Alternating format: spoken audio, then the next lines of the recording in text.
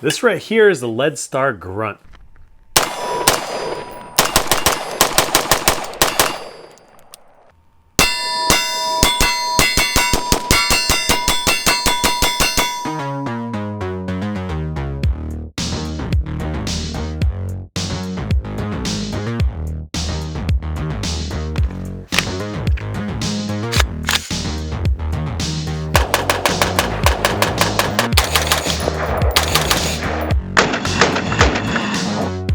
Before we dive into the review, I just want to give you guys a little heads up on my relationship with the company. That is, Lead Star sent me the rifle for review. Now, that's not going to affect my review. If there's any issues in the review, I'm going to let you guys know that too. So let's dive right into it.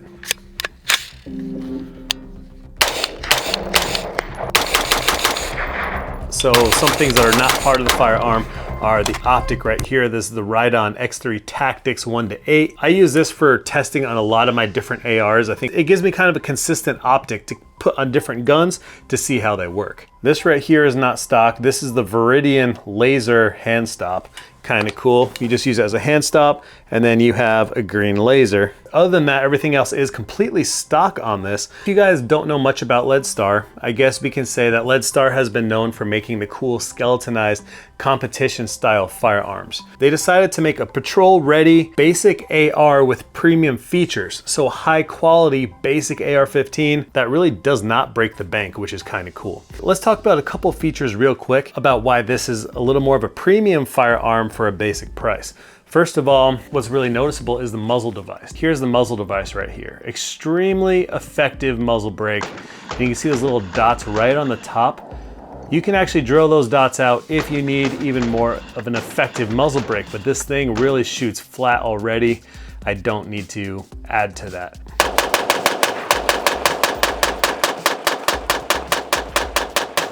It's an effective muzzle brake for sure. So you can see right there, the gas tube is actually nitrided, which is kind of cool. You have that black gas tube. The handguard comes all the way up right to the muzzle device. Charging handle right here.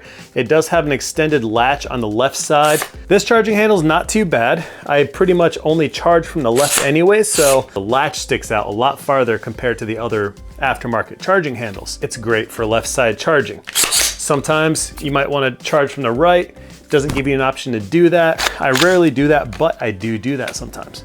I said do. The trigger. So this is actually a Hyperfire Trigger made for Lead Star. It feels much better than mil-spec, and it seems to have a really nice crispy break on it, which is nice. Let's look at the trigger a little bit. So here's your reset. Nice, really audible reset, and then the trigger pull right there.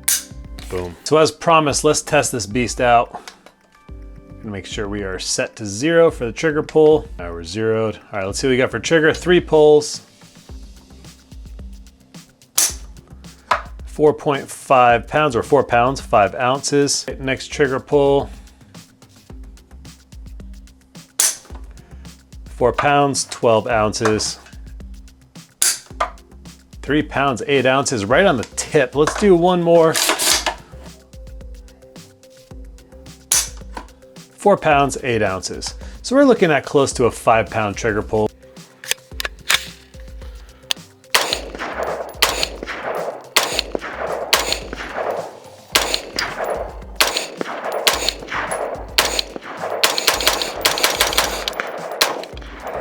Pistol grip right here. It's a rubberized pistol grip. It's tacky, nice and sticky.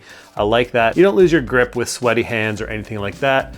And then of course the last thing is the stock they used. So what's nice about the stock is it doesn't have all that much wobble. Obviously the further you pull the stock out, the less contact it makes, but I think I'm comfortable about right here, and there's really not a whole lot of wobble to it, which is good. One thing I noticed when I got this was there's actually quite a few QD mounting options for your QD points, your QD slings.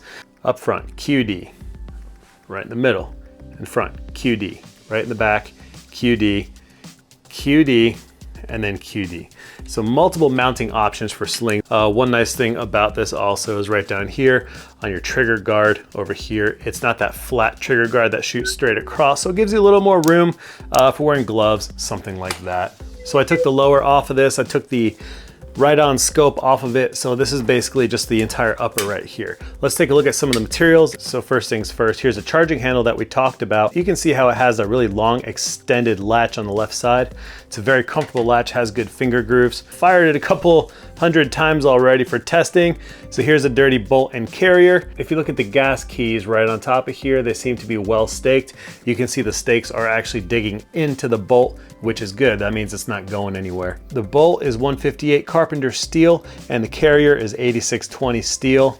Overall, pretty standard full auto style bolt carrier group. No, it does not mean that it goes full auto. It's just the actual style of the bolt carrier group. Now, one thing that's really cool about this gun, the barrel itself is actually a 223 Wylde barrel. What that means is that 223 Wylde, you can almost look at it as the perfect mix between 5.56 and 223. 223 Wylde is the best of both worlds. It handles 5.56 just fine and it handles 223 just fine. So if you want the best of both worlds, 223 Wylde is really the way to go. And you can, if you look in there, I know it's really hard to show you guys on camera, especially with the handguard, but that is one heavy duty barrel inside there. The barrel is a 4150 chromoly vanadium steel barrel. Like I said before, the concept of this firearm really is to give you a basic AR, but with premium features, something that you can use as your duty rifle, something that you can use as a duty rifle, something that has reliability and is just a step above that basic rifle level. So these right now can be had for somewhere around $1,000, sometimes a little bit less and sometimes a little bit more. I think $1,000 is actually a pretty good value for this, for what you get. So you're getting the upgraded barrel, you're getting a nice muzzle brake instead of your standard bird cage. You're getting a charging handle with an extended latch, the Hyperfire Trigger as well, which is a really good upgrade. You're getting a lot more than you would with your base AR when you add the cost of all that stuff put together on an actual manufactured AR, not just something you're building. It lines up pretty well. So overall performance as well. Performance is good, no issues there. It took me a little while to get this thing sighted in, and that's not the rifle's fault, obviously. That's just me and mounting the scope properly.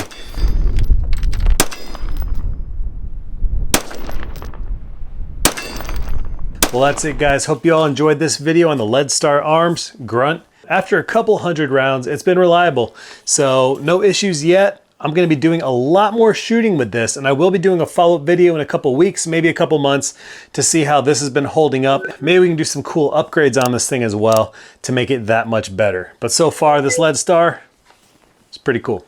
Thank you all so much for watching. I'll see you. She's kind of pretty.